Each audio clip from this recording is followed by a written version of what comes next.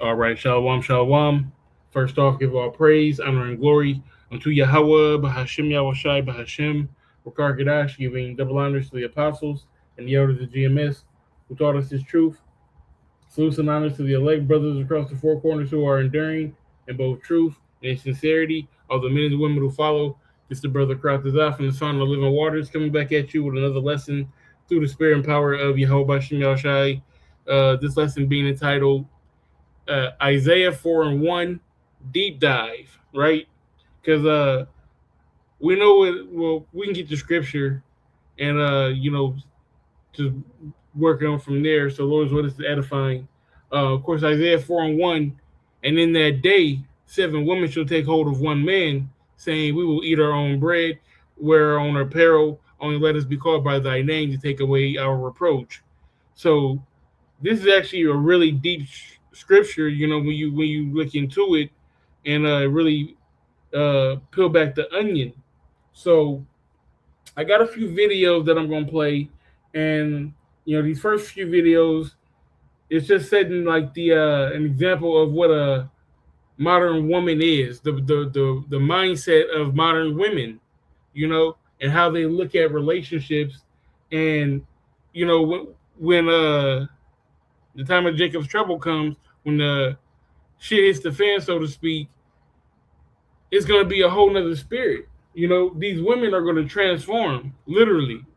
You know, those high standards are going to come down.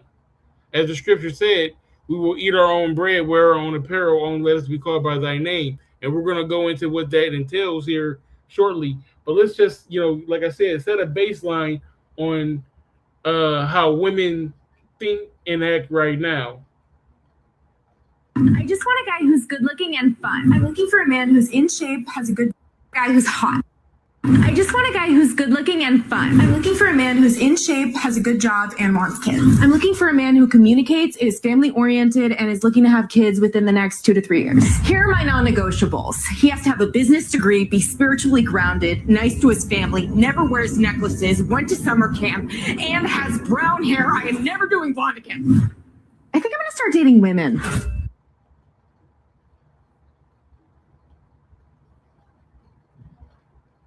Husband? I said 2 to 5 million. 2 to 5 million? Yeah. At what age do you want to get married? I'd say 30 to 32, 30 to 35, 32. Okay. Yeah. Well, 2 to 5 million, but 1 million, no? I just feel like if you're at 1 mil, like, that's not enough. No, it's not much, because think about it. Okay, especially living where we do. Come on now. You got to be making a lot of money. I agree with you that obviously there's places in the country geographically where the cost of living is really high. Yeah. You can comfortably live anywhere in this country at 1 million. Yeah, no, in San Francisco, in Los Angeles, in Miami, in Santa Barbara. 1 million is a lot. Yeah. Per year, making $1 million per year, you can live anywhere. But for my a husband, 2 to 5 mil? I want kids. That's expensive. It doesn't cost so 2 much to 5 mil. What is the minimum yearly income to be? These women have no idea. They're just throwing random numbers out. They don't know what it takes to make that kind of money. What kind of job a man should have to make that kind of money. But that's we're just getting the mindset. But this is their mindset, They're delusional airheads for the most part. But can't live with them, can't live without them. Matter of fact, let me get that scripture real quick. They can't live with them, can't get without them. Can't live without them. Proverbs 21 and 9. It is better to dwell in the corner of a housetop than with a brawling woman in a wide house. Because these hoes are these women are hoes. Matter of fact, no, I'm gonna come back to this, because Amos 7:17 says, "Therefore, thus saith the Lord, thy wife shall be a harlot in the city, and thy sons and thy daughters shall fall by the sword, and thy land shall be divided by line, and thou shalt die in a polluted land, and Israel shall surely go into captivity forth of his hand." So this is what we're going. The women are hoes. It's very difficult to find a chaste woman, to find a shamefaced woman, to find a humble woman. Proverbs 21 and 19, it's better to dwell in the wilderness than with a contentious and angry woman. Because, you know, we got so much more to do. You got to go to work. You got to protect the house. You got to take out the trash. You got to cut the grass. You got to, you know, deal with the world. You got to hope that the police don't pull you over. You got to deal with all of this. And then you don't even get peace at home, you know. But like I said, we're going to keep these videos going. A few more. Husband? I'd say 100K, 500K. 500K. Even the liberal progressive woman demands a man make $500,000. Why 500K? I'll be making pretty good money too. So What are you going to do? PhD in clinical psychology. You're going to be a psychiatrist? Psychiatrist or a clinical psychologist. I don't think they make $500,000. Well, no, they make, but if you play your cards right, you can make like 200 to 300K. Okay, well, I mean, look, regardless of how much you make, you can still desire $500,000. But I thought the $500,000 was because you anticipate making this much, but it doesn't. No, but I make like not like I'll make like So the a guy lot needs to less. 2x, 3x your earnings. Okay, that's like the top 1%, by the way. So you've closed your dating pool to 99% of men. Are you okay with that? And he also has to agree with you politically. He has to share values. You have to be attracted to him. All the other traits you care The about. path that my boyfriend's Can't be going gay. on, he'll probably make that. What is he So, going into finance or something? Yeah, med school. What is the minimum yearly income to be your future husband? House. That no, if he doesn't own a house Fuck it. that's over $7 million, I won't date him. And I'm doing fine. Wait, what do you mean you're doing fine? I'm going on dates. Do you have something on? I feel like you have something on this. No, if he doesn't own a house, This shit is ridiculous. But when you get to the nitty gritty, like we said, you know, in Isaiah 4:1, I'll just go ahead and I'll bring it on the screen. It says, and in that day, 7 women shall take hold of one man, saying, we will eat our own bread and wear our own apparel. Only let us be called by thy name to take away our reproach. Now we're talking about, we're not talking about, you know, today or tomorrow when, you know, you can go to the beauty salon and you know, get your hair done, get your eyebrows done, go get, you know, a BBL or all that. No, when the Lord comes back, all right, and matter of fact, let's get this precept right here. This is Jeremiah 30:7. It says, matter of fact, let's start up. It says, yeah, we'll start at 7. It says, at last, for that day is great, so that none is like it. It is even the time of Jacob's trouble, but he should be saved out of it. So a day like never was before, a day that says that none is like it. All right, when you go into Matthew, it talks about the hardships, you know, of that time. But women are going to be humble, okay? So, matter of fact, let me get this last precept, and then we can get into the other.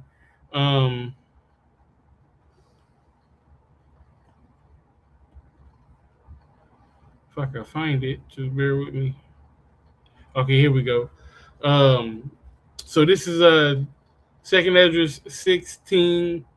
Second Ezra 16:40 says, "Oh my people, hear my." Matter of fact, let me start back up. I'm sorry. Sirach 16:37.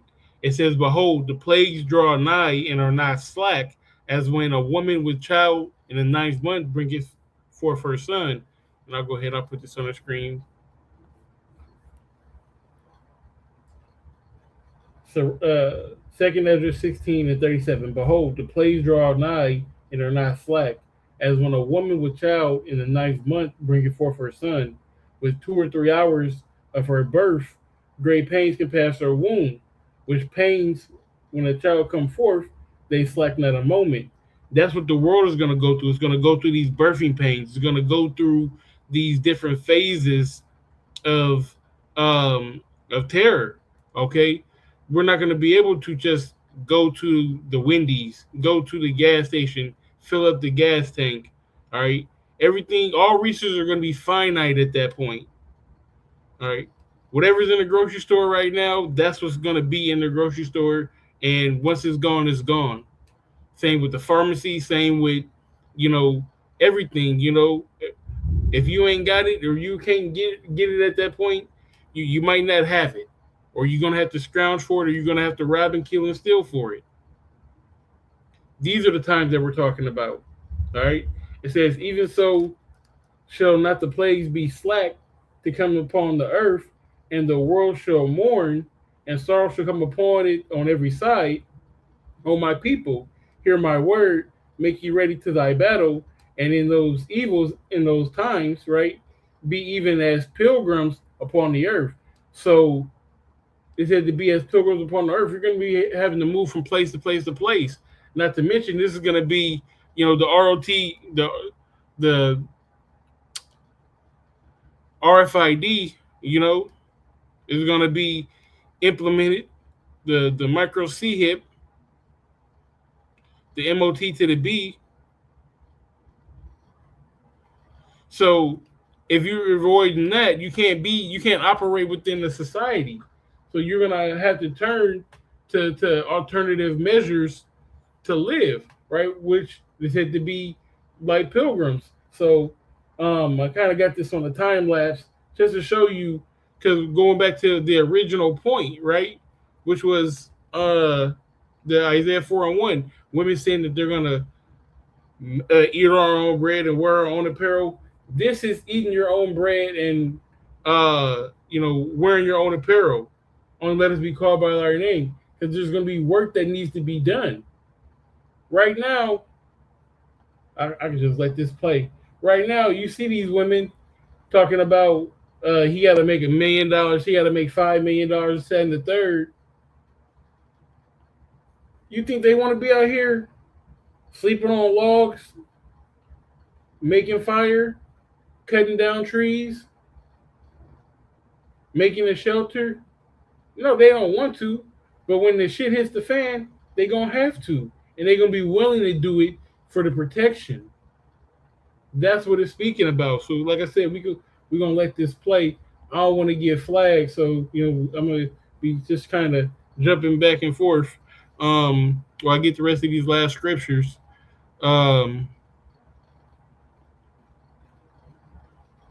Right. So this is Sirach 39:26. It says, the principal thing for the whole use of man's life are water, fire.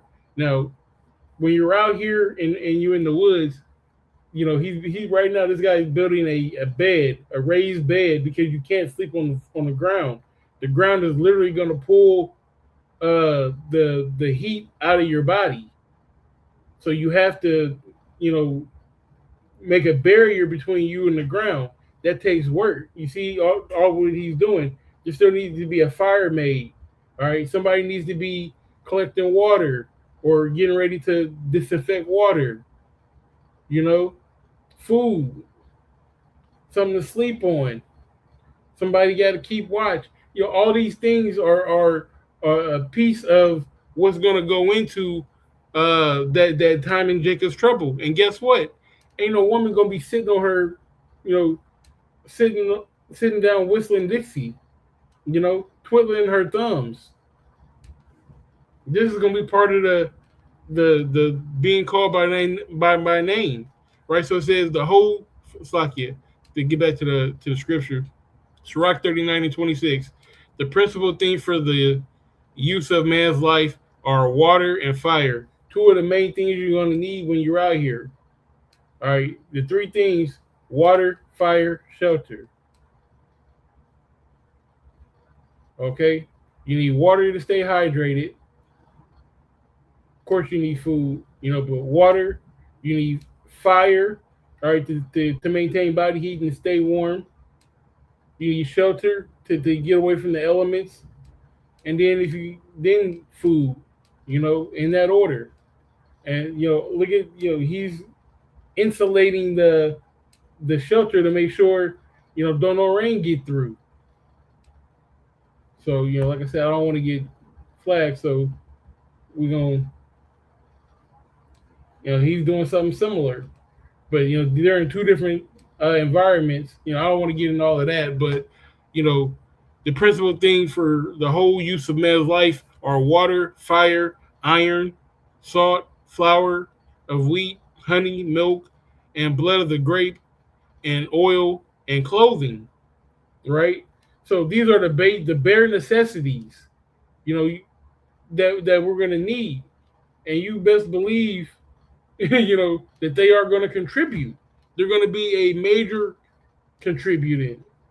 Look, because these shelters that are being made, they're not big. They're not comfortable. You're going to be wet. You're going to be cold. But guess what? This beats a concentration camp.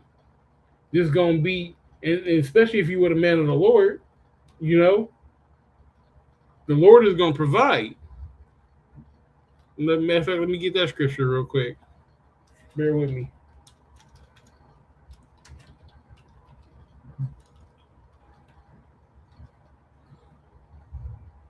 This is Isaiah 65:13. It says, "Therefore thus saith the Lord power, behold, my servants shall eat, but ye shall be hungry.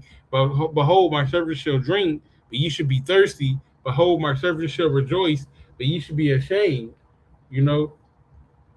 Because the Lord is He's going to provide, He's going to protect, He's going to, give us everything that we need in that time, in that day.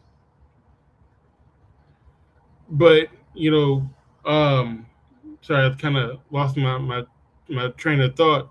All these things are going to need to be done.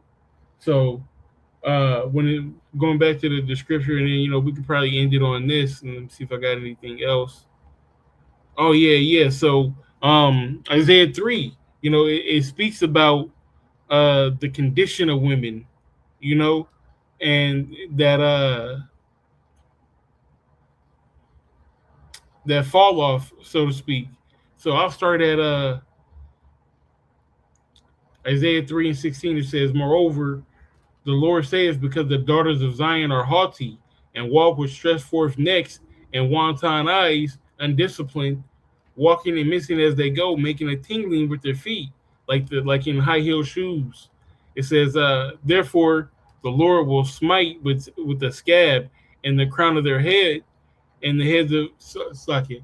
Therefore the Lord will smite with a scab the crown of the head of the daughters of Zion, and the Lord will discover their secret parts." That's why a lot of women of color can't. We're not eating no pork out there. We get that straight, but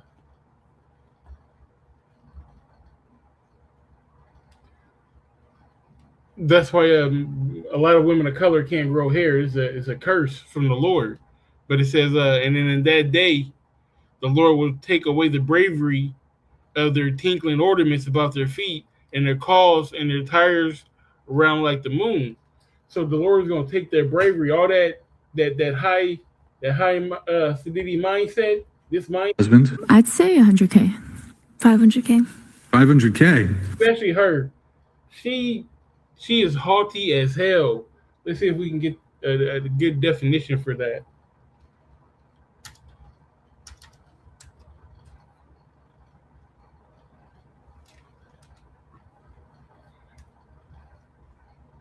Scornfully proud or arrogant. Proud and disdainful, a redundant extension of haught. High in one's own estimation. Even the liberal progressive woman demands a man make $500,000. Why 500K? I'll be making pretty good money too. So What are you going to do? You just know I'm going to be a PhD.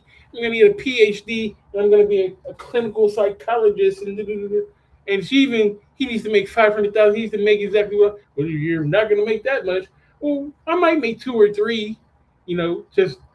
Well, bitch. So you're saying that he has to make 2 or 3 times more than you do? Shut the fuck up, and cut some goddamn wood. All right, start this fucking fire. Tend to the fire. Go bring some pine boughs. That's what the new wave is gonna be in that day. And he keep eating this goddamn bacon. It's pissing me off. I'm sorry. But back to the scriptures. Isaiah 3:19, it says, the chains and the bracelets and the mufflers and the bonnets and the ornaments on the legs and the headbands and the tablets and the earrings and the rings and the nose jewels. That sound like our women. We know that's our women.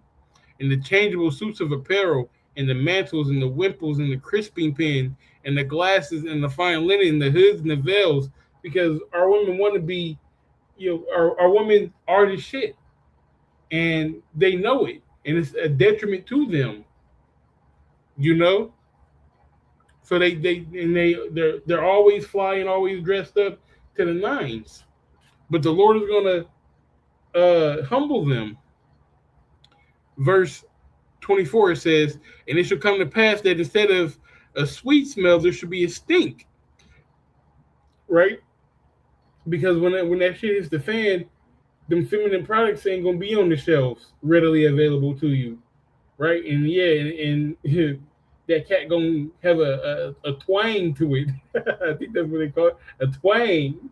Yeah, you're gonna have a smell. It says, and instead of a girdle, a rent. Instead of well-set hair, baldness. Instead of a stomacher, a girding of sackcloth, and a burning instead of beauty. You're gonna be fried, right? Thy man shall fall by the sword, in the mighty war, and her gate shall lament and mourn, and she being desolate shall sit upon the ground. They ain't gonna have no choice. They're not gonna have a choice but to depend on men. It's all going to come back full circle. And the men of the Lord are going to be premiering that day. Let's get the last scripture and we can end it on that. I'll get it on here.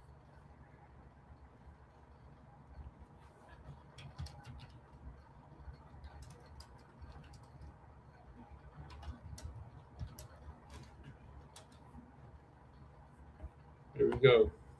Isaiah 13:12. It says, I will make a man more precious than fine gold, even a man of the golden wedge of Ophir, right? The man of the Lord is going to be the most precious thing on this world, right? Because they're going to have the protection of the Lord. The whole world's going to shit. America, Babylon is going to be destroyed. Most of the people in it's going to be destroyed. World War III is going to be going on. Concentration camps and the mark of the beast. But the men of the Lord are going to be protected. That's what we do this for. That's what we dedicate our life for. That's what we opened up our minds to this truth and adapted and came in and seen the way. All right. And the women, you may be having women trouble right now. You may be going through something. The Lord, He got it all laid out for us. They might be haughty and high-minded now, but they're going to be willing in that day. So with that being said, Lord's word is edifying, and we give all praise, honor, and glory to Yahweh, Bahashem Yahushai, Bahashem, Karkadash, giving double honors to the apostles and elders of GMS who taught me this truth. Salutes and honors to the elect brothers across the four corners who are enduring in both truth and in sincerity, all the men and women who follow. Shalom.